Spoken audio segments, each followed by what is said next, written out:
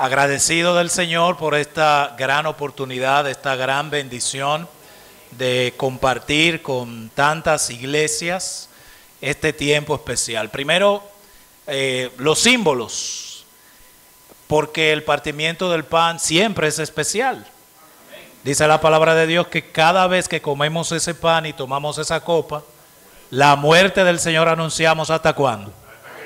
Entonces ahí recordamos que el Señor viene también. Qué bueno que el dueño de la iglesia volverá. Un afectuoso saludo primeramente.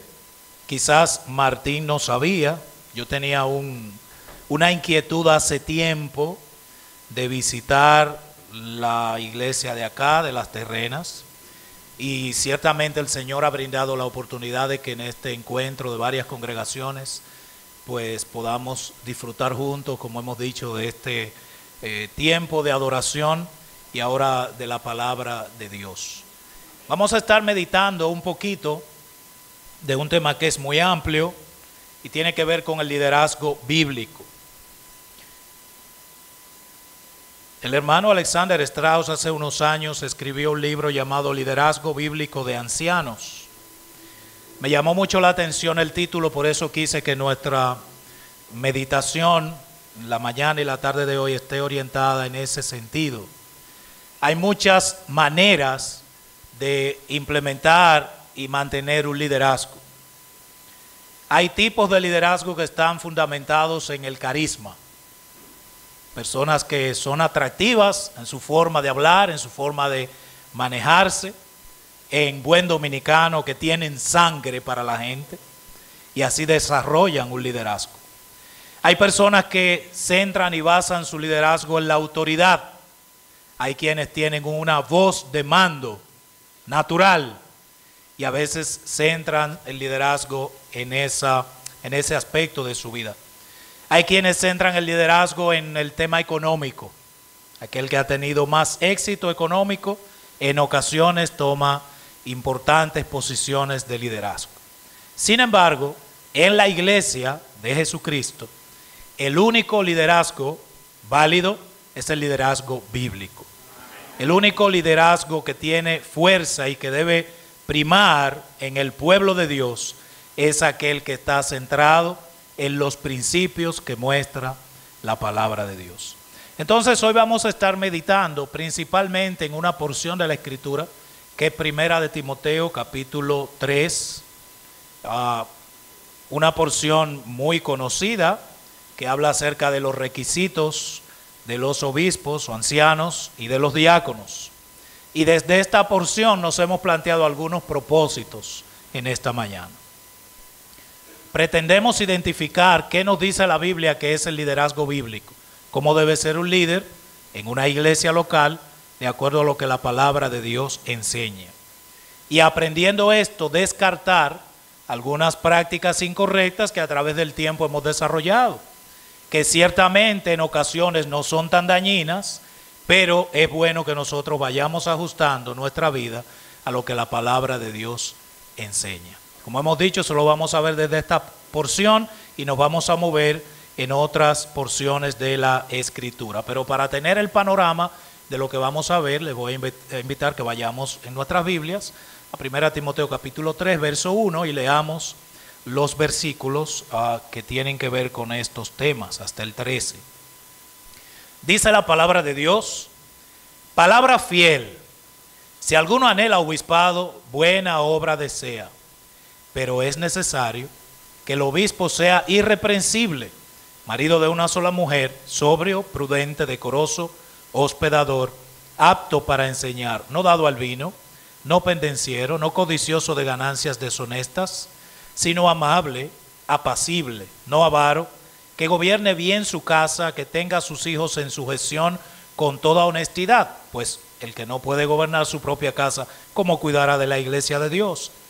No un neófito, no sea que envaneciéndose caiga en condenación del diablo. También es necesario que tenga buen testimonio de los de afuera, para que no caiga en descrédito y el lazo del diablo.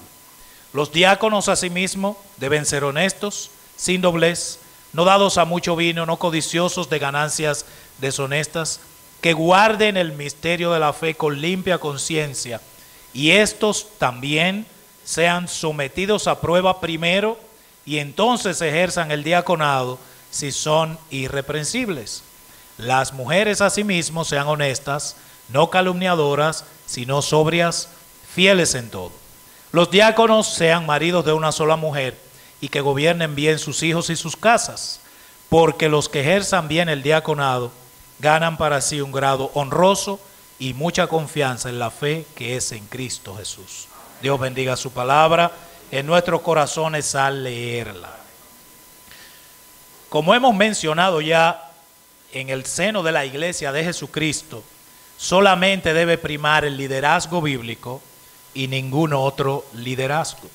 Es importante entonces que antes de nosotros detenernos a mirar lo que esta porción nos enseña acerca de las dos posiciones oficiales que la Biblia nos muestra que existen en una iglesia local, pensemos un poquito en la naturaleza de la iglesia. Hemos querido pensar en esto a manera de introducción para que estemos conscientes de por qué razón es importante nosotros hacer las cosas como la Biblia dice. Mire, yo sé que probablemente usted recuerda una conversación que se dio entre el Señor Jesucristo y el apóstol Pedro. Mateo capítulo 16.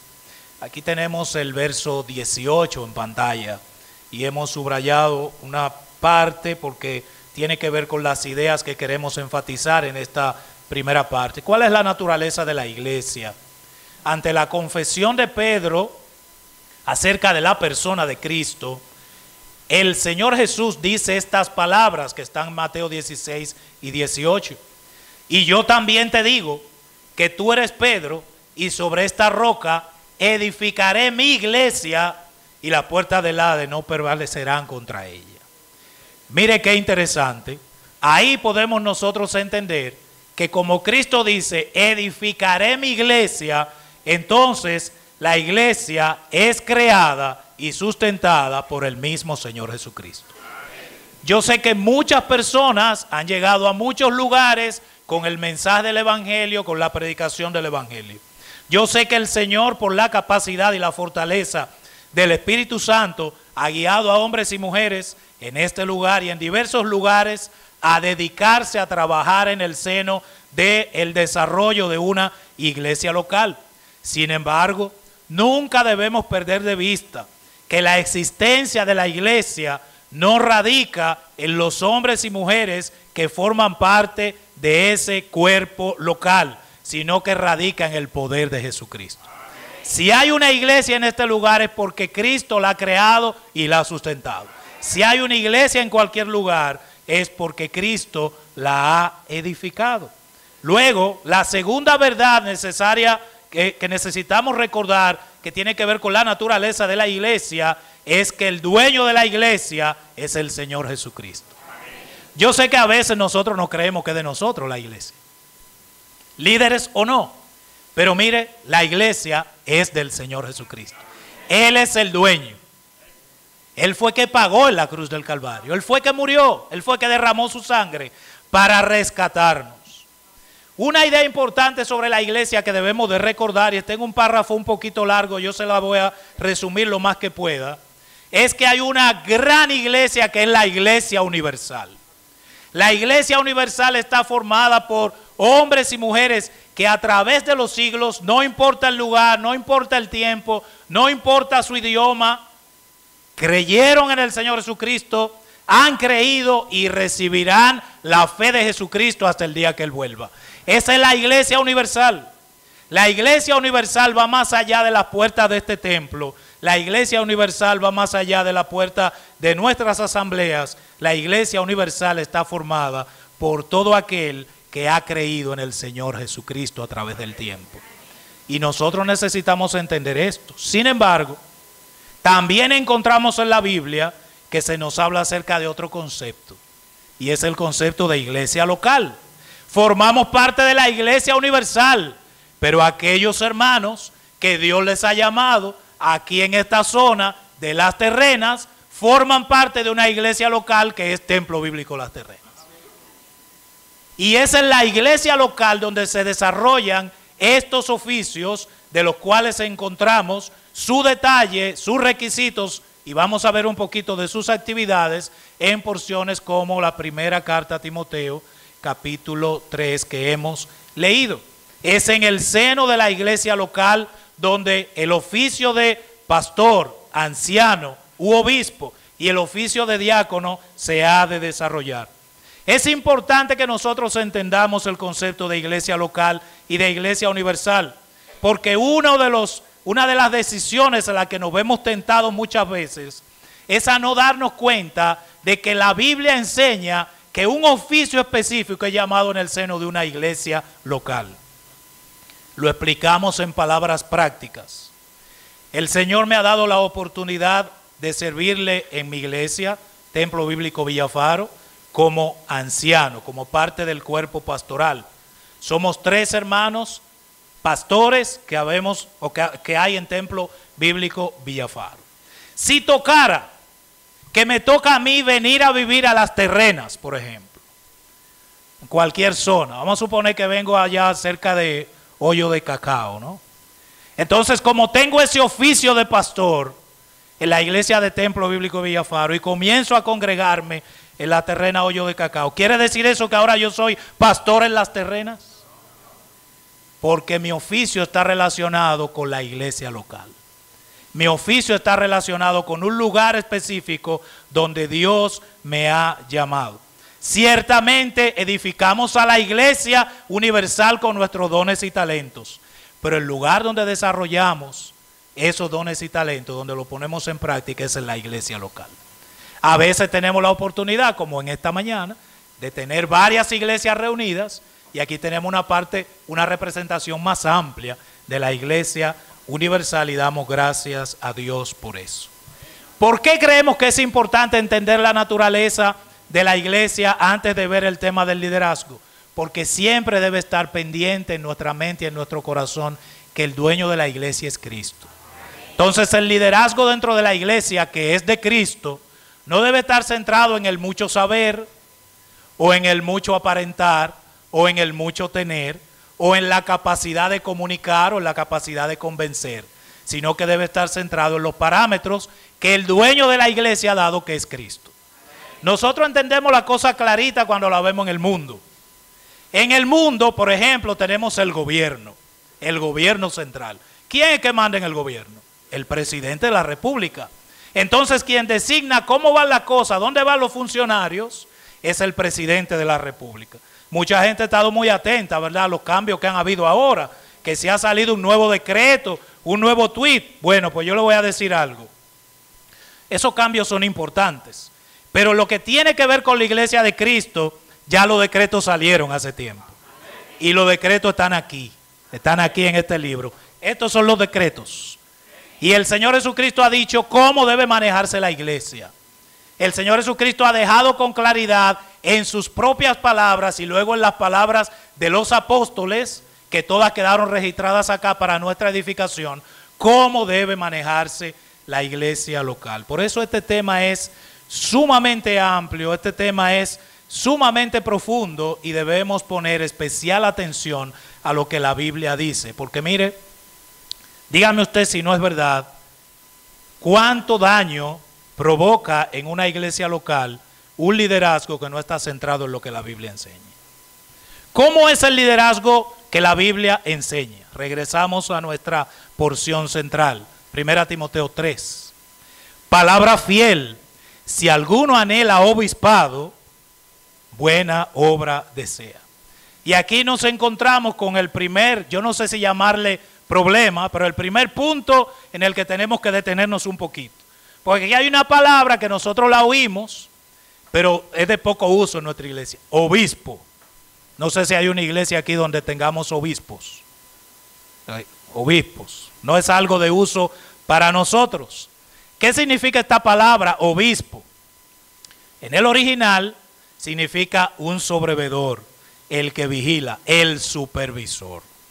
Por esa razón usted se da cuenta que hay algunas asambleas, no los templos bíblicos, que utilizan este término de obispo específicamente para alguien que ve sobre varias iglesias. alguien que supervisa algunas iglesias. Como vamos a ver en unos minutitos, desde el punto de vista bíblico, el obispo no tiene que ver con varias iglesias, sino que tiene que ver con una iglesia. Es parte del cuerpo de supervisión de una iglesia y no de muchas iglesias. Hay diversos nombres para un oficio en la Biblia que es el mismo. El primero lo encontramos aquí, que es obispo. El segundo es el más común en nuestras asambleas, el que más usamos, con el que nos sentimos cómodos, ¿verdad? ¿Cuál es ese? Ancianos, ahí nos sentimos cómodos. Y nos gusta, ¿por qué? Porque cuando la gente piensa en un obispo, piensa en un supervisor de iglesia. Y cuando piensa en un pastor, piensa en uno que dirige solo la iglesia. Entonces decimos, vamos a usar mejor el ancianos, porque así se entiende que es un cuerpo. Sin embargo, siempre me gusta compartir un hecho jocoso que ocurrió. Yo sé que probablemente alguno de los hermanos acá estuvo presente. Hace algunos años, en Santiago había un congreso de ancianos de los templos bíblicos, ancianos y líderes, y se programó una visita al Centro León. Es un tipo de museo que hay en Santiago. Y en el Centro León, al Centro León le llegó la noticia de que había un congreso de ancianos y que esos ancianos iban a visitar el sábado al Centro León. Cuando llegaron los hermanos, el Centro León tenía listo oxígeno, silla de rueda, alguna camilla. Porque dijeron, bueno, si es un congreso de ancianos hay que estar listos. Ese término anciano tiene una debilidad en nuestro entorno cultural, que hay que explicarle a la gente lo que es un anciano. En la palabra de Dios es un término común. Desde el Antiguo Testamento se habla de ancianos. Ahora, es bueno que usted sepa que cuando se habla de ancianos en el Antiguo Testamento, y aun cuando se habla de aquellos ancianos que participaron de ese juicio a Jesús y demás, es un tipo de anciano diferente al anciano que luego tiene que ver con la labor pastoral en la iglesia. Este término estaba relacionado con hombres de avanzada edad, pero el término no estaba relacionado con su edad principalmente, sino con la madurez que tenían en su vida, personas respetables y de experiencia espiritual. El tercer término es el más común en el pueblo evangélico, pero el que a nosotros no nos gusta mucho usar. ¿Cuál es ese? No nos gusta eso, ¿verdad? Porque decimos que es muy pretencioso. El pastor es el que cuida el rebaño. Ahora, alguien puede decir, estamos leyendo en 1 Timoteo 3 y dice obispo. Leemos en alguna otra porción como Hechos capítulo 20 y dice ancianos. Pero leemos en 1 Pedro y habla de pastores. ¿Cuál será el término que vamos a utilizar? ¿Hay alguna diferencia entre estos términos? Y la palabra de Dios nos va a dar la respuesta. Quiero que vayamos a Hechos capítulo 20 y vamos a leer dos versículos. El verso 17 y el verso 28. Mira qué interesante es esta porción, porque yo sé que hay mucha gente que esto le causa dolor de cabeza y le provoca discusiones y debates. Dice Hechos 20, 17, enviando pues desde Mileto a Éfeso, hizo llamar a quienes, dice ahí, a los ancianos. ¿Pero a cuáles ancianos dice?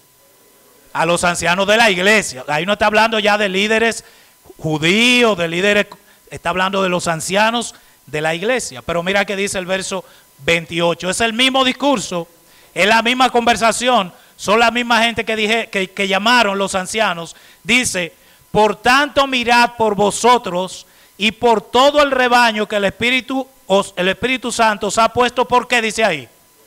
Por obispos. Y mira lo que dice después, ¿para qué? Para apacentar a la iglesia del Señor, la cual él ganó por su propia sangre. Con Hechos 20, 17 y el comentario que se hace ahora en el versículo 28, nos damos cuenta de que obispo, anciano y pastor no es más que diversos nombres relacionados con una tarea específica. Si usted discutía antes de cuál término tenía que utilizarse, yo espero que hoy usted salga de aquí con la seguridad y la tranquilidad de que tanto pastor, anciano o obispo pueden ser utilizados. ¿Cuáles términos entendemos que no deben ser utilizados? Por un tema práctico, no es una prohibición tácita en la Escritura, pero es un tema práctico. Los términos que tienen que ver con liderazgo dentro de la iglesia y son rimbombantes. Hay lugares por ahí donde a la autoridad de la iglesia se le llama su eminencia reverendísima, por ejemplo. Eso es una exageración. Y en el cuerpo de Cristo hay diferentes llamados a servicio. De manera que aquel que preside, aquel que dirige en el cuerpo de Cristo, no es mayor que el que no está dirigiendo. Simplemente tiene una tarea diferente. Los términos ribombantes, anda un famoso reverendo por ahí también, no deben ser de aplicación en la iglesia. Y hoy hay una serie de cosas que han surgido que tienen que ver con el renombre de aquel líder que se mueve entre los creyentes. Otra porción que también te va a ayudar, la puedes anotar por allá, la tenemos ahí en pantalla, y tiene que ver con asociar estos términos, es en Tito capítulo 1, los versos 5 y 7, de manera equitativa, hablan de ancianos y hablan de obispos. Diversos dones para un mismo oficio.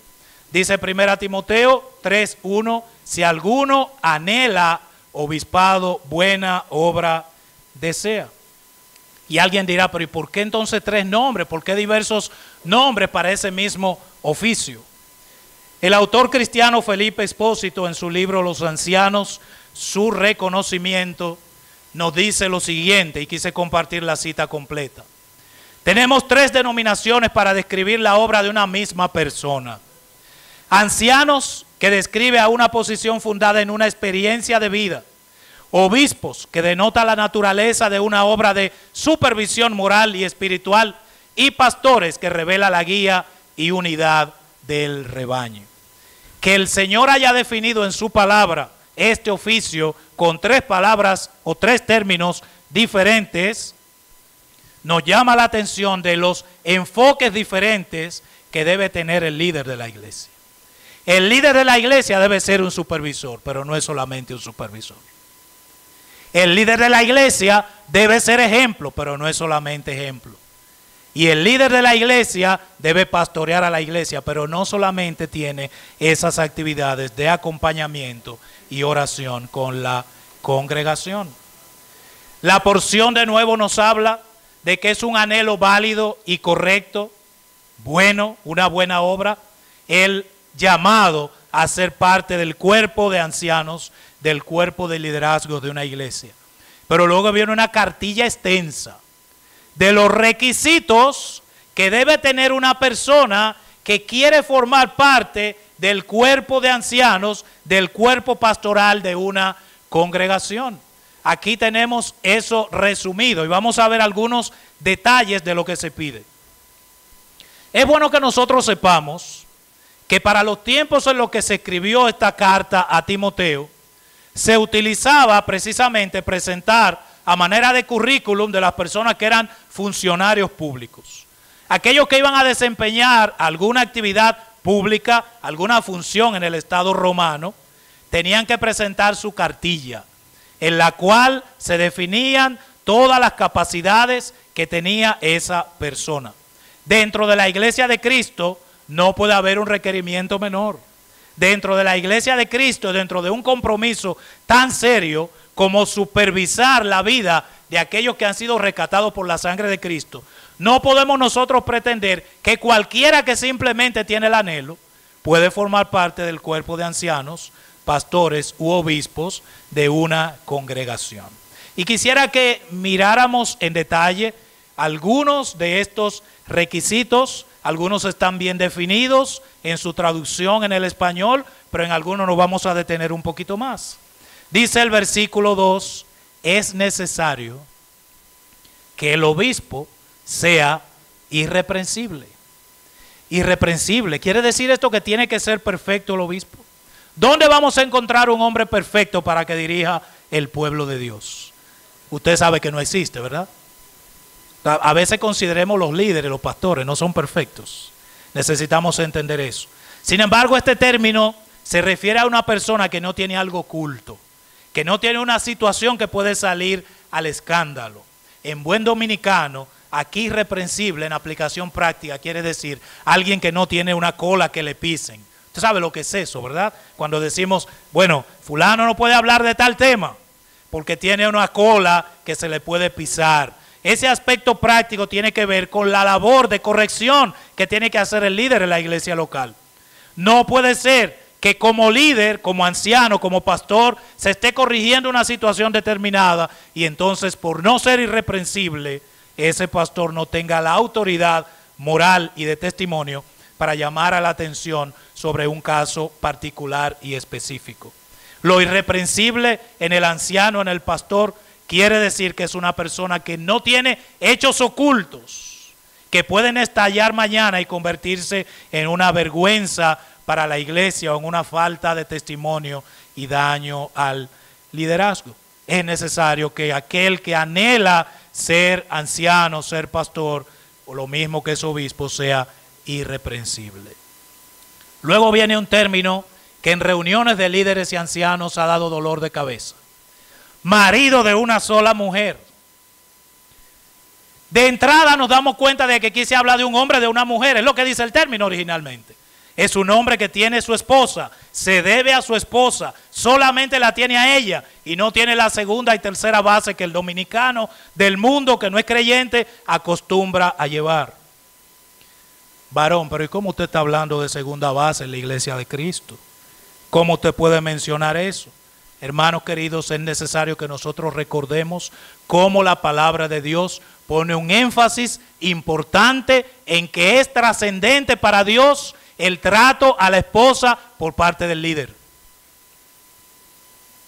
Día tras día nos damos cuenta de liderazgos que se van desarrollando en el seno de iglesias locales y en los cuales se malentiende que el tema matrimonial no es importante para Dios. El tema matrimonial siempre es prioritario para Dios. ¿Usted sabía eso? Cuando Dios creó al hombre y la mujer, inmediatamente creó el matrimonio. El tema matrimonial es importante para Dios y no podía haber una contradicción en esto. El que anhela el obispado debe ser marido de una sola mujer. ¿Por qué ha dado dolor de cabeza esto? Porque hay personas que entonces dicen, bueno, pues si aparece un hermano joven o de edad mediana y no tiene mujer, no se ha casado, entonces no es apto para ser anciano. Si aquel que está siendo observado, revisado y siente el llamado a ser un pastor y todavía no tiene mujer, lo que debe tomar en cuenta tanto él como la iglesia es que se va a enfocar en una sola mujer, porque así dice la palabra de Dios. No es una limitación para esa persona, sino que tiene la oportunidad de enfocar todo su esfuerzo y toda su atención en una sola, porque así es que la palabra de Dios lo define. Luego nos encontramos con un término del que tenemos que hablar, porque es un término que conocemos, pero solamente lo relacionamos con el alcohol. Dice marido de una sola mujer, sobrio. En nuestro contexto cultural, sobrio tiene que ver con alguien que no bebe, que no ha bebido. Pero la palabra se va mucho más allá. Es una persona libre de excesos. Es aquel que voluntariamente pone límites a su propia libertad. Y se lo voy a explicar con algo sumamente práctico. Hace unas pocas semanas terminó el torneo de béisbol en nuestro país. Yo sé que probablemente aquí habrán 2 o 3 fanáticos del béisbol. 2 o 3, no sé si algunos más. ¿Cuál es la actitud sobria de un fanático del béisbol? Yo le voy a explicar. Terminó el torneo. Los equipos aguerridos, históricamente, que son Licey y Águilas, no se encontraron en la final este año. Usted tiene amigos que son del equipo contrario al suyo, si usted es del Licey o del Águila.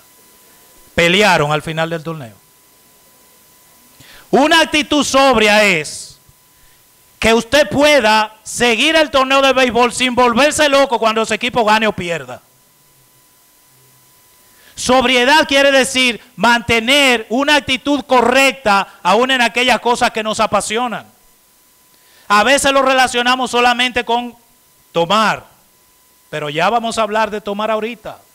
La palabra de Dios enseña que parte del carácter de aquel que tiene el llamado y el deseo en el corazón de formar parte del liderazgo de la iglesia, y que una cualidad que la iglesia debe observar en un hombre que está llamado o que siente el llamado o que está siendo revisado por la iglesia para ser pastor es la sobriedad. Es una persona que no entra en excesos, que no entra en un gran debate por algo tan banal como el béisbol. Todavía no acordamos de quién ganó, pero en 2 años no nos acordamos quién ganó. Es importante que nosotros entendamos que el que es llamado a ser líder en una iglesia no debe tener una vida de excesos, sino que vive con sobriedad y con prudencia, como dice la próxima cualidad. Debe ser sobrio, debe ser prudente. Ambas cosas van juntos. La prudencia es la capacidad mental de mantener una discreción y una cordura para hacer lo correcto en el momento correcto. El líder de una congregación cristiana, dice la palabra de Dios, que es necesario que sea prudente. ¿Cuántas veces las imprudencias del liderazgo han producido dolor en situaciones difíciles de manejar? ¿Cuántas veces nosotros que somos líderes, y ahí puedo hablarlo con libertad, entendemos que la situación tiene que resolverse hoy y tiene que resolverse de la manera que yo digo, y entramos en un campo de imprudencia? No, hermanos queridos, es importante lo que somos líderes, que recordemos que la prudencia es parte de lo que necesitamos para dirigir la iglesia de Cristo. Hay cosas que se hacen en un momento, hay cosas que tienen que esperar el momento apropiado para que se puedan realizar. Decoroso. El decoro muchas veces se relaciona con la forma de vestimenta. Decencia en la presentación externa. Sin embargo, aquí el decoro, evidentemente, hablando de lo espiritual, no se refiere únicamente a yo andar con una ropa apropiada y que presente cierta formalidad, sino que está relacionada con, en la intimidad, yo cumplir con los deberes que tengo que cumplir. El esposo de una amiga falleció en enero. Esta amiga es católica, pero de los católicos de verdad. Usted sabe que nosotros tenemos católicos y católicos. Hay personas que dicen que son católicos. Esos son católicos. Yo fui a acompañar a mi amiga en ese momento y en el servicio estaba hablando un sacerdote y él hablaba de las disciplinas que ellos desarrollan, las oraciones que tienen que desarrollar. Él lo explicó porque aquel que había muerto formaba parte de su iglesia. Y yo me sorprendí escuchando cómo ellos tienen un horario con diferentes oraciones, con diferentes actividades a lo largo del día. ¿Quién revisa eso? Nadie. Ellos tienen ese compromiso de en la intimidad cumplir con esos deberes. Ahora yo pregunto, nosotros que a veces nos afanamos tanto por mostrarnos como decorosos frente a los demás, decir lo correcto, ¿verdad? Vestirnos de manera correcta, ¿cómo hacemos cuando estamos en la intimidad? Nosotros que nos preocupamos, por ejemplo, a que cuando llegamos acá a esta reunión, no falte la oración. ¡Qué bueno! Qué bueno que la oración va primero, qué bueno que nos presentamos delante de Dios antes de cantarle, antes de partir el pan, antes ahora de meditar en la palabra. Eso es necesario, eso es comportarse decorosamente. Pero ahora quiero que pensemos, líderes o no, líderes y hermanos que no forman parte del liderazgo, si en cuanto a la oración, en la intimidad, somos tan decorosos como públicamente. Si ciertamente cuando vamos a tomar una decisión, importante o no, trascendente o no, la presentamos delante de Dios en oración. Aquel que es llamado a ser un líder debe ser decoroso en lo público y en lo privado también.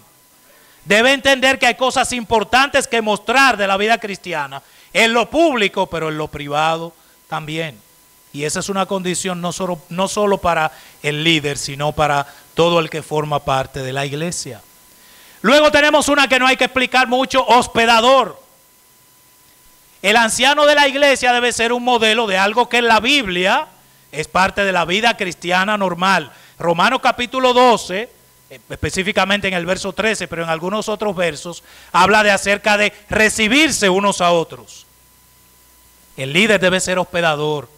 El líder debe tener un corazón abierto, un corazón dispuesto a recibir personas de nuestra congregación y de otras congregaciones. ¿Practicamos nosotros la hospitalidad? ¿Líderes o no? ¿Estamos acostumbrados a recibir gente en nuestra casa o no nos gusta que venga gente a nuestra casa. En la cultura dominicana histórica, porque ahora hay que hablar de esa manera, éramos, pues tenemos que hablar así, hospedadores. Nos recibíamos con naturalidad y llegábamos a cualquier lugar y había comida o café para quien sea. Pero nosotros hemos comprado culturas contrarias a la palabra de Dios, más desarrolladas entre comillas que nosotros, más avanzadas que nosotros, y hemos apartado la hospitalidad. Hemos apartado la costumbre de recibir gente de repente en nuestra casa. Y ahora tenemos que hacer cita como que vamos a ver al presidente de la República cuando vamos a ir a la casa de un hermano, de un cuñado o hasta de nuestro papá. Es necesario que nosotros entendamos que esto no es solamente parte de la responsabilidad del líder. Todo aquel que ha recibido a Cristo debe recibir gente. ¿Por qué? ¿Por qué? Porque usted y yo no merecíamos estar aquí, el Señor nos recibió. No merecíamos formar parte del reino y de la familia del Señor, y Él nos recibió. Entonces, si Él nos ha recibido con esa hospitalidad, sin nosotros merecerlo, ¿cómo es que nosotros no creemos que el otro no se merece que le recibamos?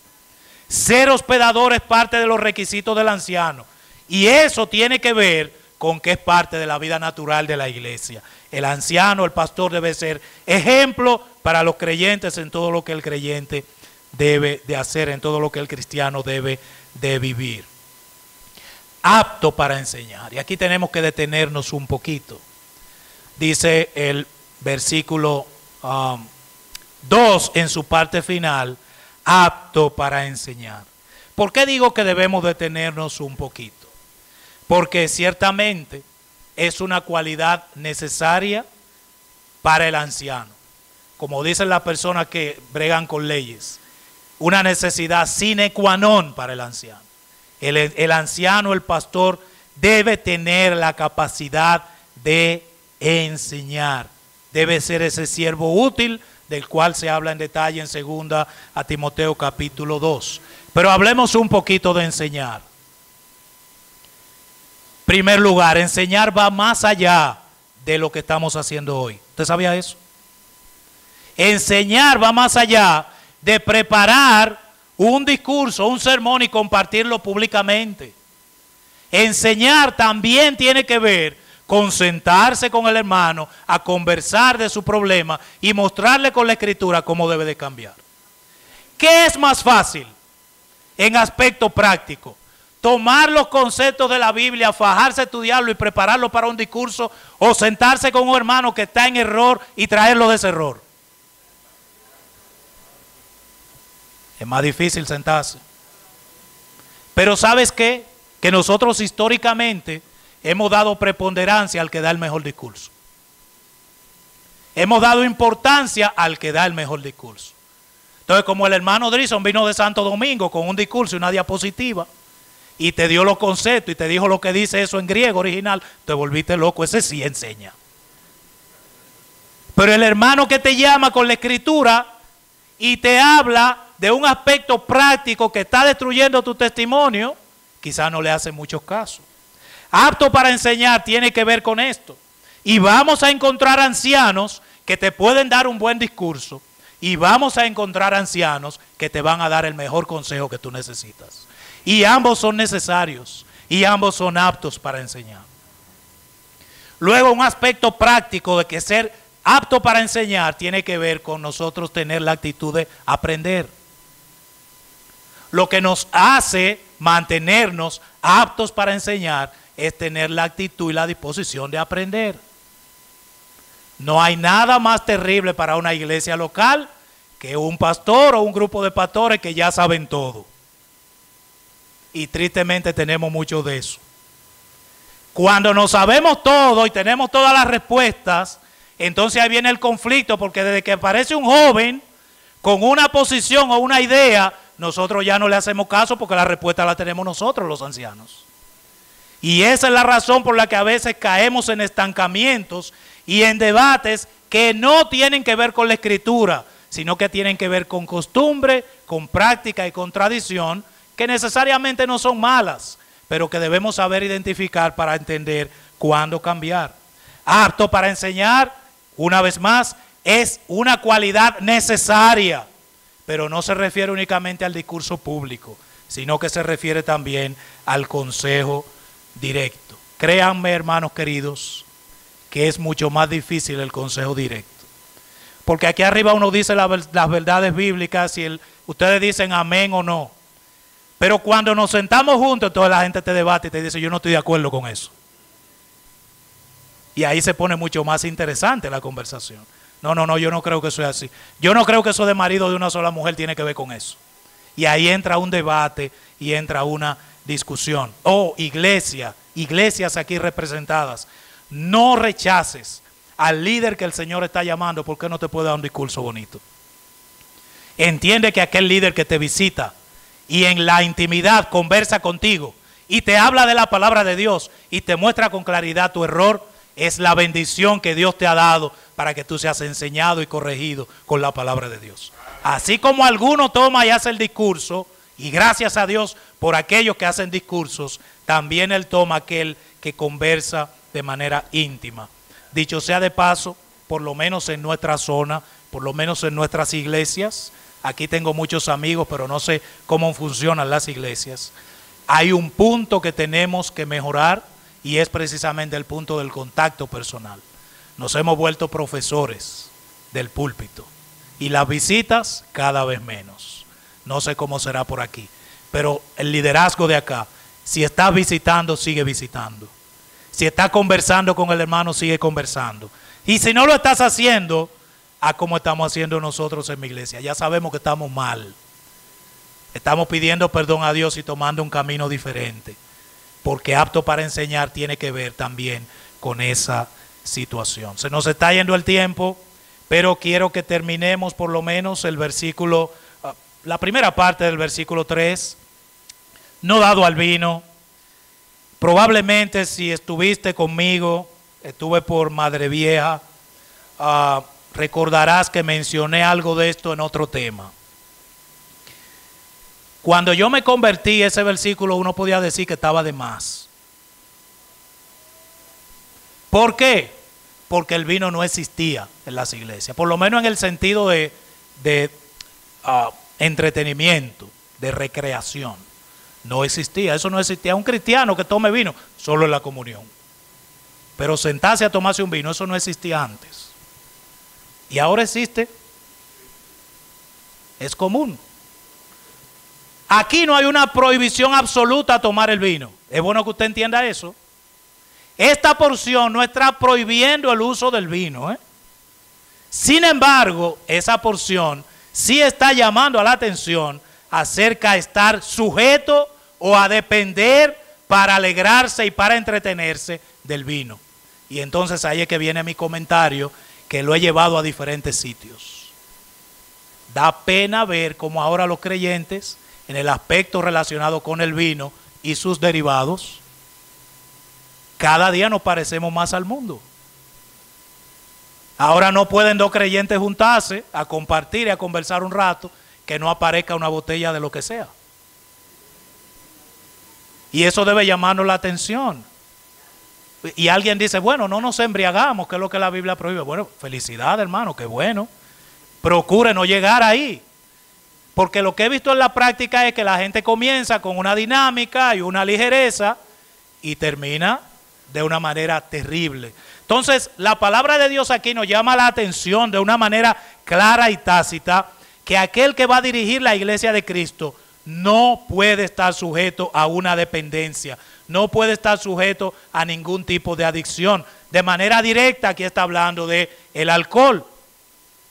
Tiene que ver con un espacio ya, cuando hablamos de embriagarse, con una persona que queda desinhibida de sus actividades y es probable que entre en un descrédito y un daño para su testimonio.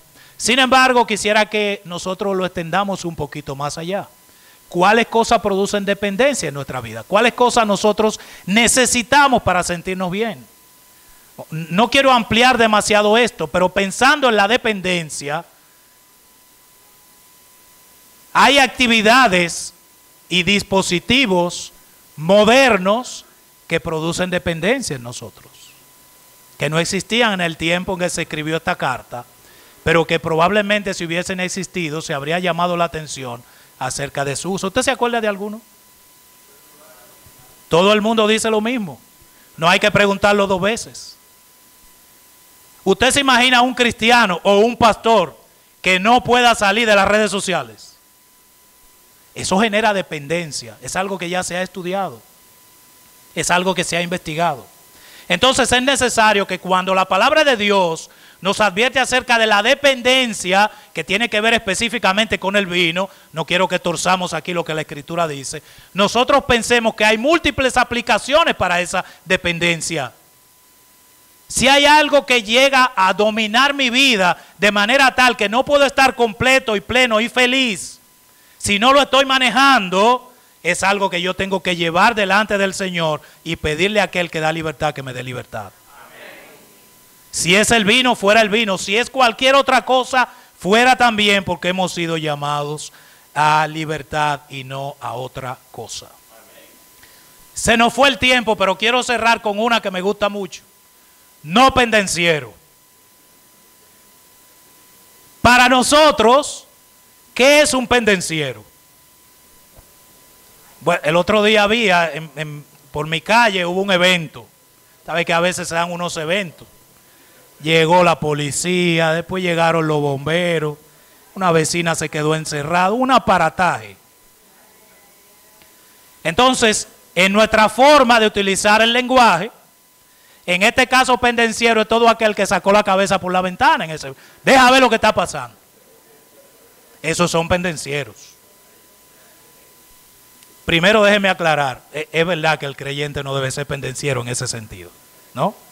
Es bueno que usted lo sepa, ni el creyente ni el pastor. Pero cuando la Biblia utiliza la palabra pendenciero, es bueno que usted recuerde algo.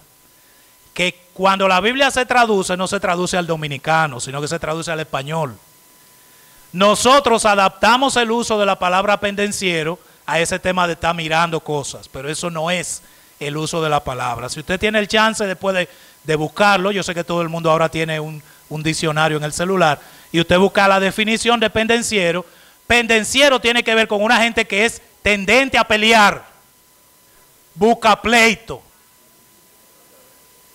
Entonces aquí la Biblia dice que el líder de una iglesia no es pendenciero, no es un peleonero, no es un busca pleito.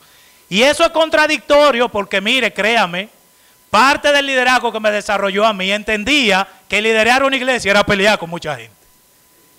Yo sé que hay gente que lo cree todavía. No, el que es líder está peleando siempre. No.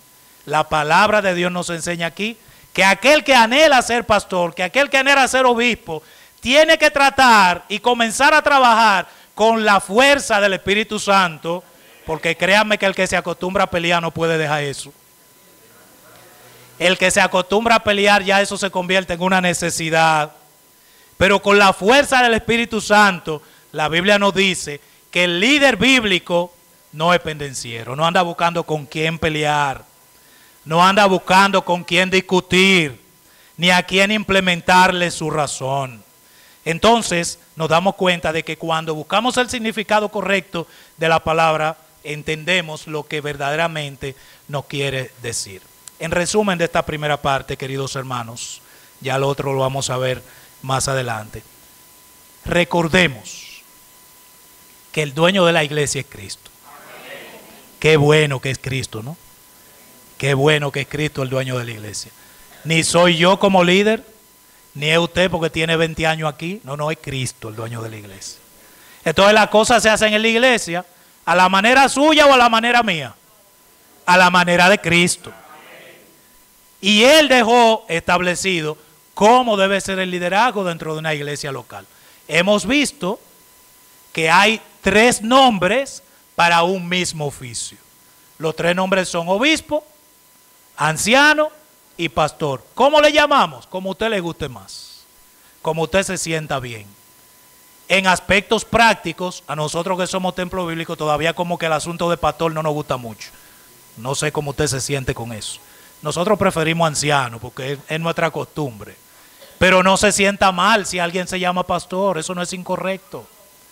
Y si alguien se llamara obispo, que no es costumbre casi en ninguna parte, pero también es correcto. Los 3 términos tienen que ver con aquellos que velan en la dirección de la iglesia. Y luego, hemos comenzado a ver que no solamente el anhelo te capacita para formar parte del liderazgo cuando ese liderazgo es bíblico en la iglesia, sino que hay requisitos que debe cumplir el hombre de Dios para formar parte del cuerpo de liderazgo de una congregación. Nos quedamos en el versículo 3, en la voluntad del Señor. Vamos ahorita en la tarde a seguir hasta el versículo 13 para conocer a ese otro oficial de la iglesia local, que es el diácono. Pues mucha gente cree que el diácono es como un viceanciano, como que el diácono está ahí en la sala de espera y cuando falte un anciano va el diácono. Pero nos vamos a dar cuenta que en lo que la Biblia enseña son dos oficios diferentes. Son dos actividades diferentes. ¿Un diácono pudiera ser pastor? Sí, pudiera ser. Pero no es que es un viceanciano, no es que esté esperando que un anciano se vaya con el Señor para él subir. No es eso. Tienen tareas específicas que en la voluntad del Señor vamos a identificar en la palabra de Dios. Hermanos, damos gracias a Dios por su palabra. Muchas gracias a ustedes por la atención. Que el Señor nos ayude a que dentro de la iglesia no prima el liderazgo por cualidades, no prima el liderazgo por carácter, por riqueza, por lo que sea, sino que lo que prime dentro de nuestras iglesias sea el liderazgo que Cristo, el dueño de la iglesia, ha definido en su palabra. Que a Él sea la gloria. Amén.